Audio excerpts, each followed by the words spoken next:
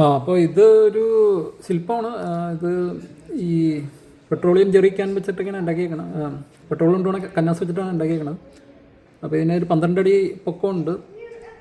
പിന്നെ ഇത് ഒരു പവർഫുൾ സിമ്പിളാണ് എന്ന് പറഞ്ഞാൽ rainbow serpent swallowing its own tail. അപ്പോൾ ഇത് പവർഫുൾ സിമ്പിൾ കണക്റ്റഡ് വിത്ത് എന്താണ് prosperity, fertility and cycle of life. ഈ 3 കാര്യങ്ങളാണ് ഇതിൻ്റെ അകത്ത് ഉദ്ദേശിക്കുന്നത്. അത് ഈ സിമ്പിൾ മെയിനായിട്ട് യൂസ് ചെയ്യുന്നത് യോറൂബ എന്നൊരു ജനവിഭാഗവും പിന്നെന്താണ് ഫോൺ എന്ന് പറഞ്ഞിട്ടൊരു ജനവിഭാഗവും. ഇത് രണ്ടും നൈജീരിയയും മറ്റേ ബെനിനിലുള്ള ആളുകൾ ജനവിഭാഗമാണ്. അപ്പോൾ ഇതാണ് ഇതിൻ്റെ ഈ ശില്പം കൊണ്ട് ഉദ്ദേശിക്കുന്നത്.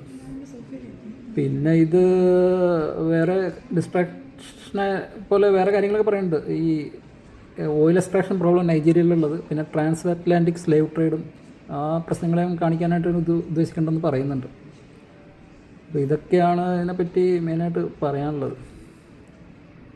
അപ്പോൾ ഇതാണ് rainbow serpent swallowing its own tail എന്നുള്ള ഒരു ശില്പം. ഒരു സിമ്പിളാണ്, ഒരു ആർക്കിടൈപ്പ് എന്ന് വേണമെങ്കിൽ പറയാം.